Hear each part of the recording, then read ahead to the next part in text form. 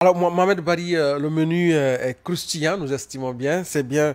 Alors, nous allons commencer par ce projet de nouvelle constitution avec l'obligation, je l'annonçais tantôt, pour les candidats à l'élection présidentielle de participer à un débat radio-télévisé, ce qui vient un peu révolutionner un peu le landerneau politique de notre pays, bien sûr, parce qu'il faut le rappeler que ce débat va permettre à tous les électeurs potentiels d'avoir une idée claire sur les programmes de société des différents candidats, mais aussi, j'osais un peu leur capacité managériale à diriger la Guinée après qu'ils sont élus, bien sûr, à la tête du pays. Oui, cette innovation fait partie des grandes nouveautés de cette nouvelle constitution parce qu'il faut le rappeler, lors des consultations du Conseil national de la transition sous le leadership de son président, l'honorable Dr Dansa Koroman, les populations se sont exprimées en faveur de cette disposition parce que tout simplement, le contexte politique passé de la Guinée, on a assisté à des élections où les citoyens n'ont pas eu l'opportunité notamment d'évaluer les candidats à l'occasion des débats télévisés. On se rappelle notamment les dernières élections en Guinée. Il y a un candidat qui a désisté à la dernière minute par rapport également à ces débats télévisés, ce qui est quand même un autre coup dur parce que la démocratie l'oblige et parce que également le débat télévisé permet de comprendre la situation ou la capacité managériale du candidat qui veut briguer la magistrature suprême du pays parce que on a vu ici lors d'un entretien où un candidat à l'élection présidentielle n'était même pas capable de vous dire le prix du pain, le prix d'un sac de riz. Voilà, d'un sac de riz ou le prix des tronçons de taxi dans la capitale. Comment est-ce que un candidat qui veut diriger le pays ne maîtrise pas tous ces aspects-là? Alors, pour le savoir, il faut quand même ce débat télévisé. Alors, il est contenu dans l'article 47 de la nouvelle constitution qui dit que les candidats à l'élection présidentielle participent au débat radio-télévisé organisé au premier tour et au second tour, notamment par la commission de régulation de la communication et de l'audiovisuel.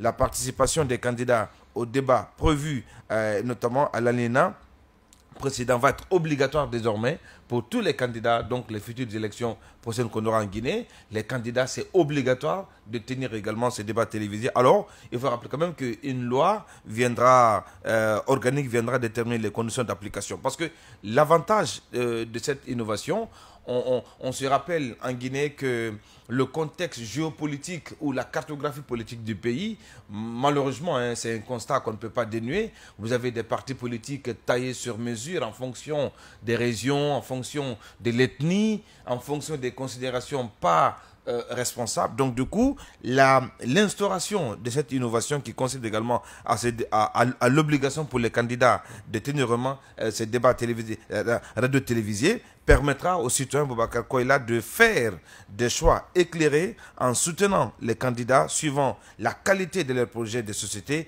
et non sur des considérations leur appartenance voilà, ethnique ou régionale. Et régionalistes. C'est important, Mohamed Bari, parce que vous l'avez dit, hein, ces différentes innovations que le CNT a eu à apporter dans cette future constitution découlent d'un constat du passif politique de la Guinée où eh bien, les votes se faisaient sur des bases irrationnelles, sur des bases communautaires et régionalistes. Aujourd'hui, il est question d'élire un Guinéen capable de répondre aux aspirations légitimes du peuple. Alors, quoi de mieux que d'organiser un débat et de voir parmi les compétiteurs qui proposent le programme de société susceptible de répondre justement à ces besoins des citoyens. Donc, le vote que chaque électeur aura à faire sera motivé naturellement par la proposition, sinon la vision que le candidat défend pour, n'est-ce pas, qui prend en compte ses besoins en tant qu'électeur. Donc,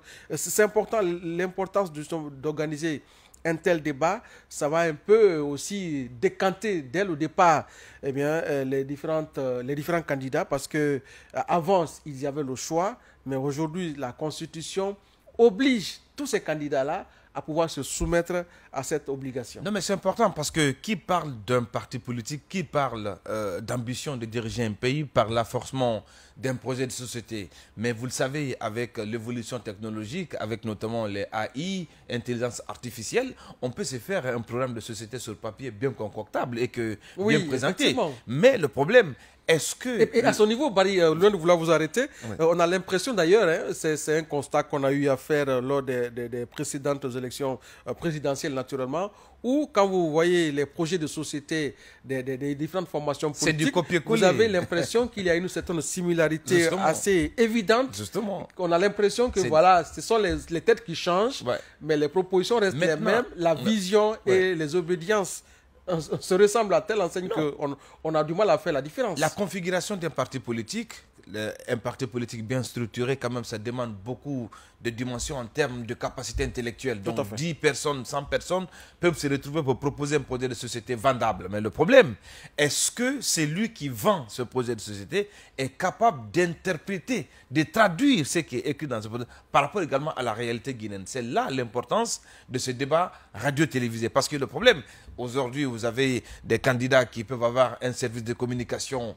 très puissant, qui est capable de proposer des discours ou des déclarations à vous couper le souffle, mais en réalité, c'est ceux qui portent notamment la vision, vous allez voir qu'ils ne sont pas capables de traduire notamment le contenu de leur discours en un fait évident par rapport également aux préoccupations des populations. Donc moi je pense que l'avantage qui est fait désormais par rapport à l'obligation de ce débat télévisé, radio-télévisé notamment pour la Guinée pour les futures élections, a double avantage. Premièrement, c'est la possibilité qui est offerte aux citoyens de mesurer la capacité intellectuelle, pas sur le papier, ni dans un discours, d'un candidat par rapport à ce qu'il prétend proposer à la Guinée et au mécanisme d'application de sa politique par rapport à la réalité. Ça, c'est un premier aspect. Le deuxième aspect, c'est permettre également de sortir les électeurs dans des considérations ethniques, régionalistes ou subjectives